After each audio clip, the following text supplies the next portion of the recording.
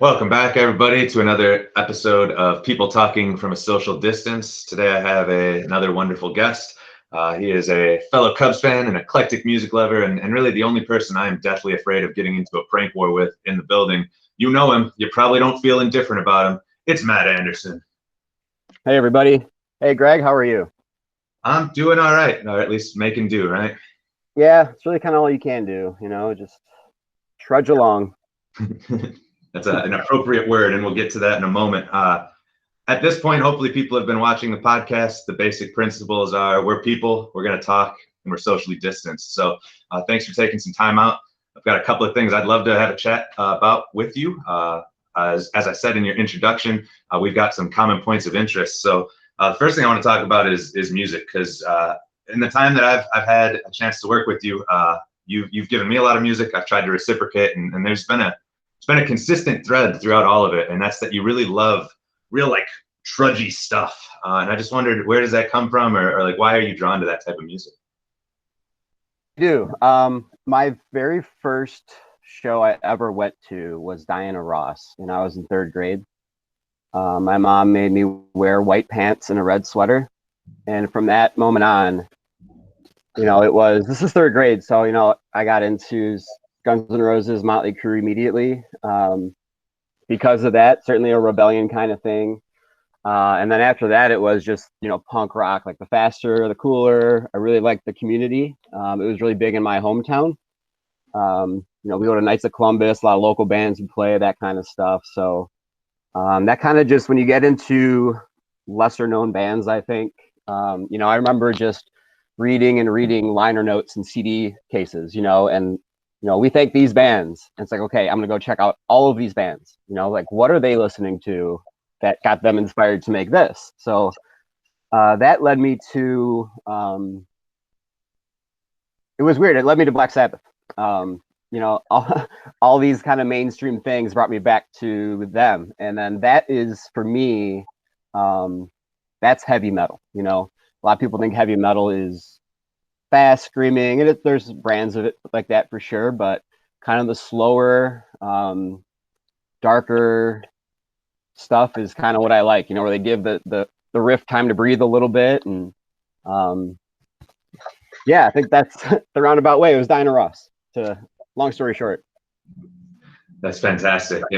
You brought up a couple things in there that I think are really cool. I do a similar thing, not only reading liner notes, but I do the same thing with authors, right? If I get really into an author, I want to find out who they are indebted to, right? And that's what led me to like Amy Hempel through Chuck Palahniuk, or Louis Ferdinand Celine through Vonnegut and Bukowski. So that's a really cool way to go about becoming more eclectic in your choices.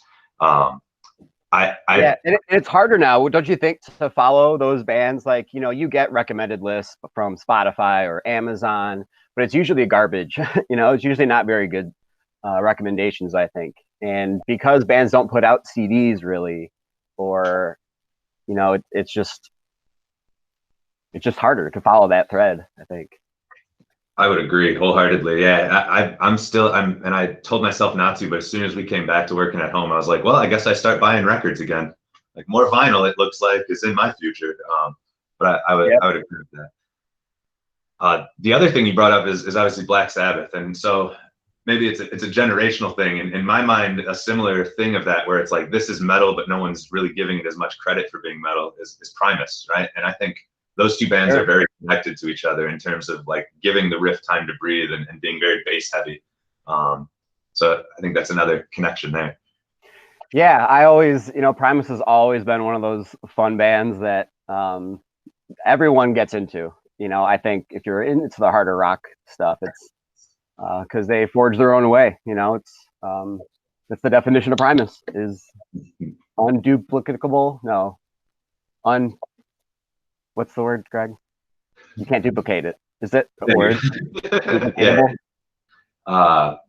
Induplicable. No.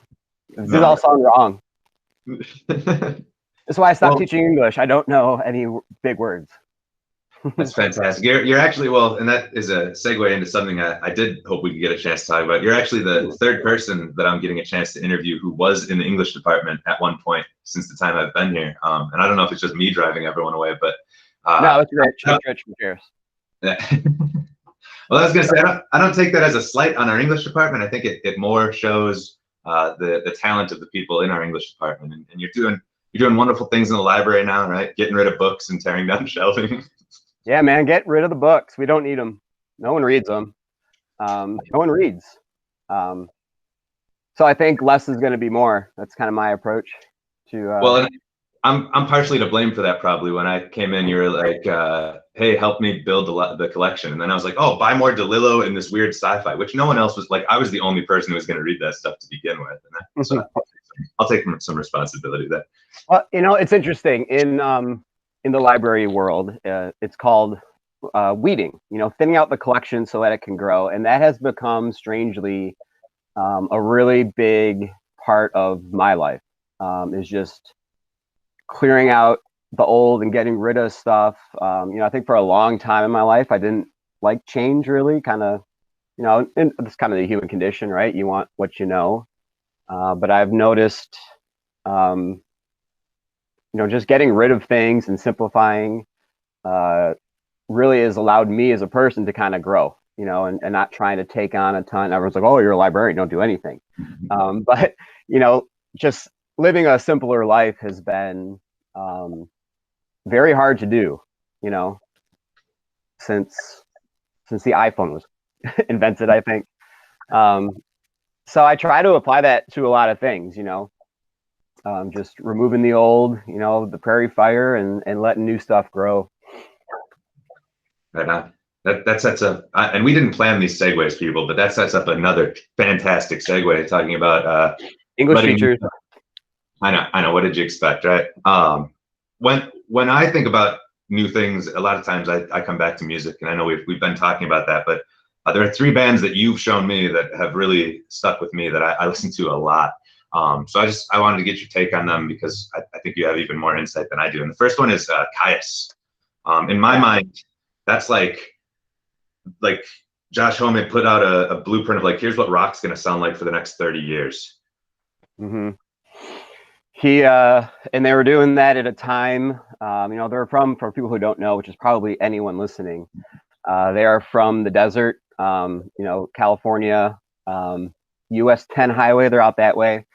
And they were playing kind of Sabbathy music at a time when it was grunge, and I liked grunge music. I think a lot of the singers and songwriters were a lot of babies and whining about life and their condition. And Kyuss was like, "Nope, we're not doing that. We're going to talk about having fun, doing cool things." And but yeah, that sound is really the sound I look for in almost every band.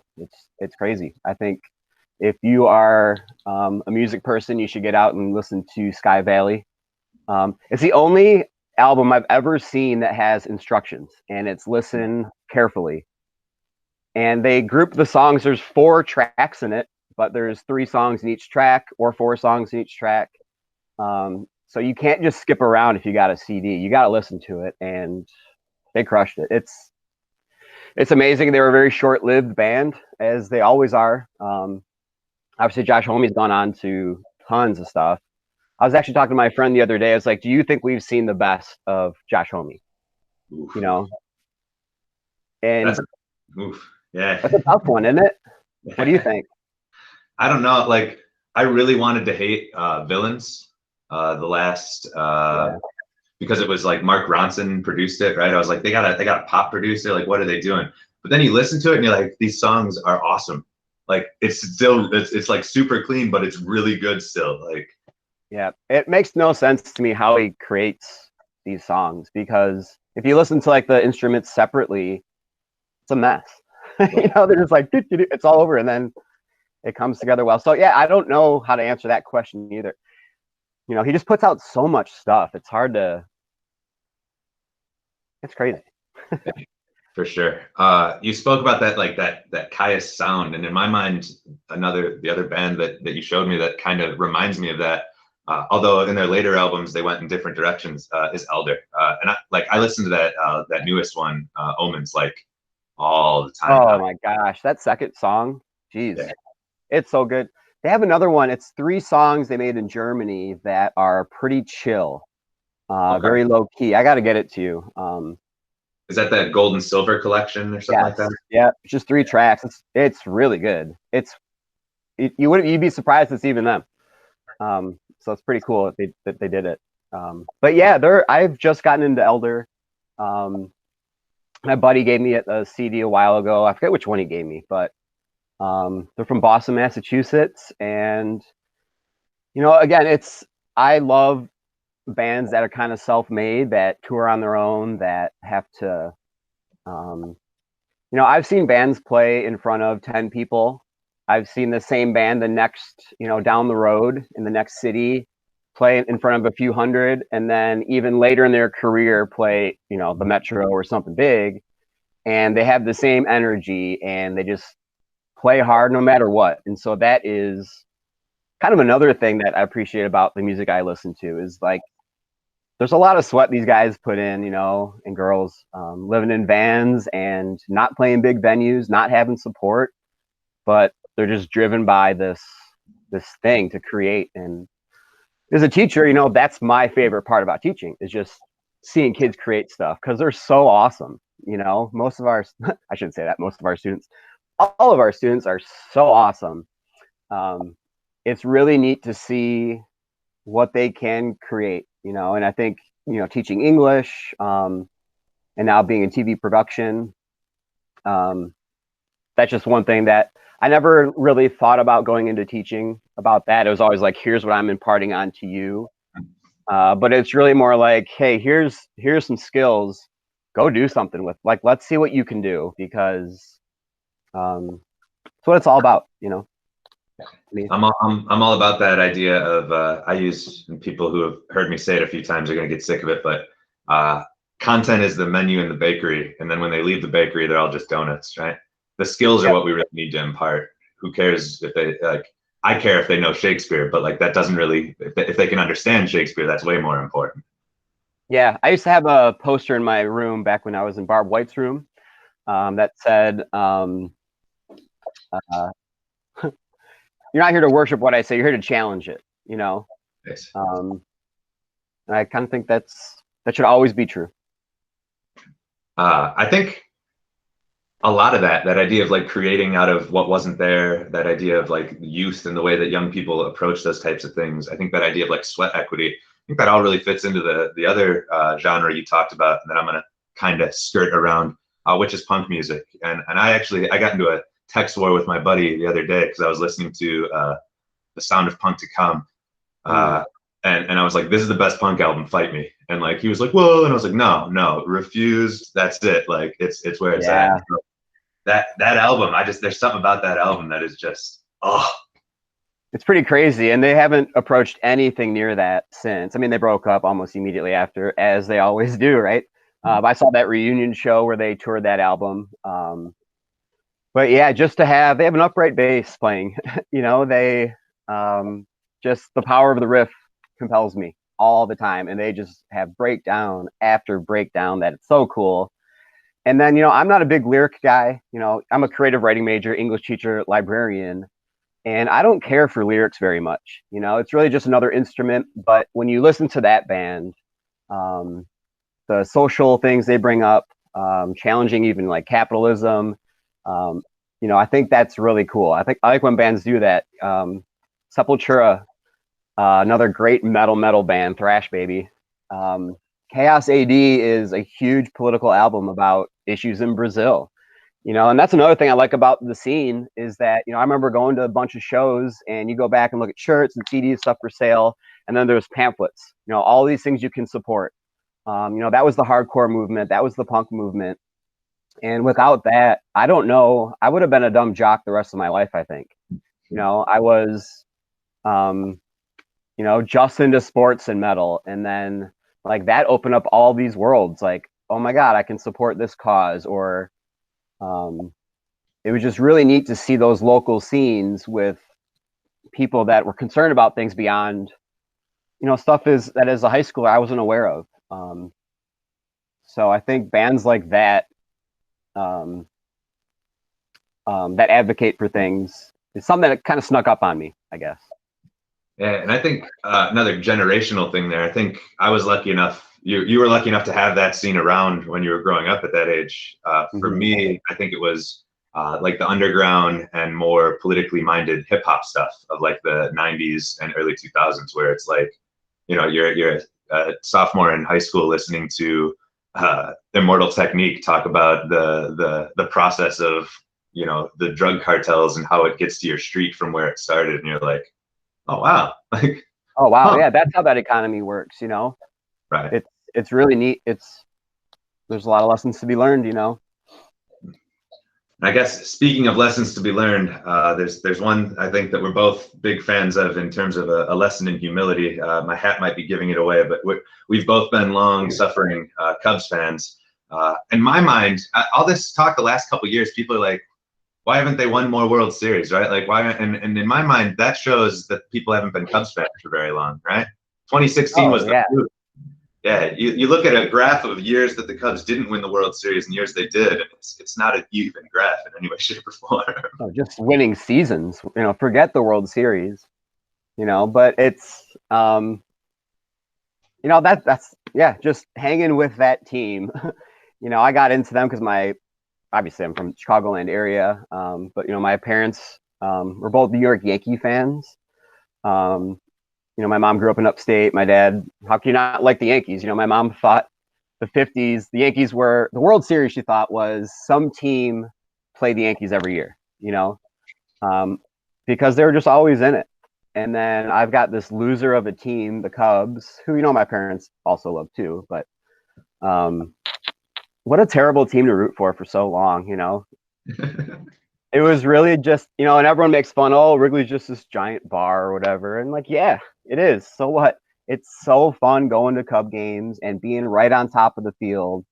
You're part of it. You're not removed like you are at other parks. You're part of the game. I would agree. I think one of the greatest feelings in any organized sport is walking up the steps and seeing the ivy, right? Like when you get the first glimpse of the field at Wrigley and you're like, it's right there. Yeah.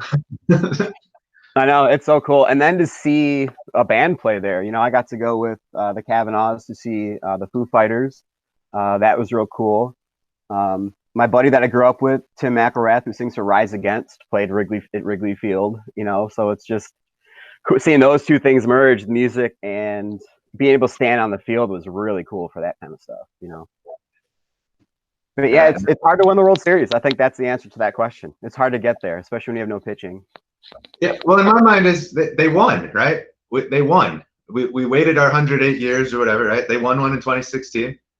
As a Cubs fan, I'm fulfilled. It happened during my lifetime. I don't care if they win again. Like, I'd love them to do well, but meh.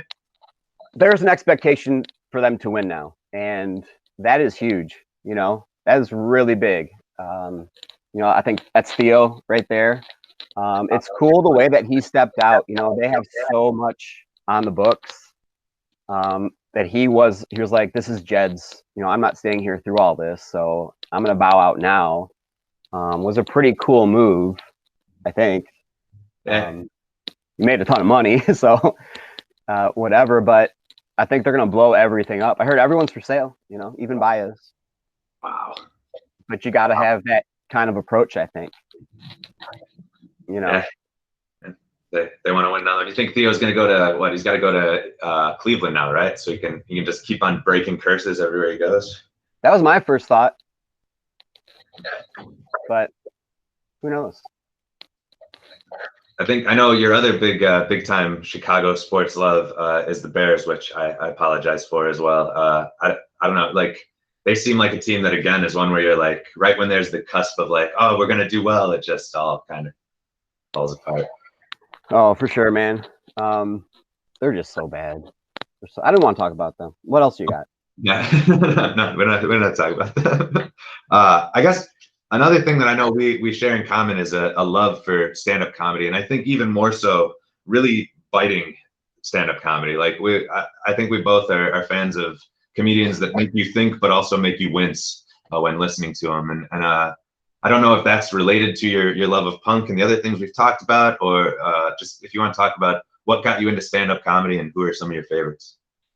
Yeah, stand up is the truest form of art. I think it's just, I would love to be a stand up comic. It's just, I just don't have the discipline to write and write and write to do that. Again, creative writing major, couldn't figure it out. But it was really through probably SNL and sketch comedy that I worked my way into stand up.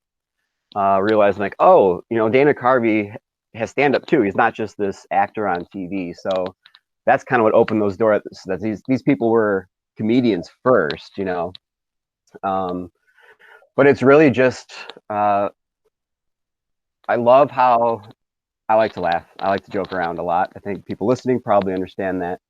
But to be able to, we talked about with music, to be able to bring out really important questions and focus on really important topics through humor is mastery. It's just insane that Anthony Jeselnik can say the crudest things ever, but make some really interesting points about society and how we view things, through that comedy. A lot of people get held up on the content of the joke, but I heard one comedian once say, I joke about racism because racism is a joke, and that we've got to, it's kind of the common ground is the laughter that allows people to connect and to think. And I think good stand-up does that. Don't you? Isn't that kind of what you enjoy about it? Yeah, and I think I like that idea of and I talk about a lot when I talk about writing, that distance that's created, right? Like comedy forces you to, maybe if you have some of those biases or those thoughts, forces you to divorce them from yourself so that you're not the butt of the joke, but you're enjoying the joke, right? And that distance that it creates, I think is really powerful. Yeah, you brought up Jeselnik. I was thinking as well, obviously George Carlin's probably the greatest example of that, of being able to pinpoint exactly what it is about society that's awful, but make you say like, oh, he's kind of right about that. Yeah, exactly. He's my favorite. He's kind of the one that he's kind of like my Black Sabbath, I guess. You're always looking for the next George Carlin. I like the darker, very dry humor. Richard Wright is another. So good. Those one-liners. Do we drive in a parkway and park in a driveway? The ocean would be so much cheaper if it wasn't for sponges. Those kind of things. You're just like, oh, like, and how do they do that? Who's the guy on Netflix right now? He's like he's got that weird laugh. You're like, ha ha ha ha ha. English little dude. Come on, help me out. Jimmy Carr. Do that laugh. Yeah, Jimmy Carr. Yeah. How do they do that? Like, how do they have 1,000 one-liners and just cruise through a show like that? And they make it look so easy. It's like Josh Homme. It's like, how did he even get there? How did he merge this together? It just blows me away. Well, and I think you hit it on the head earlier, and I'm gonna add a topic because you've brought it up a few times, and that's the writing, right?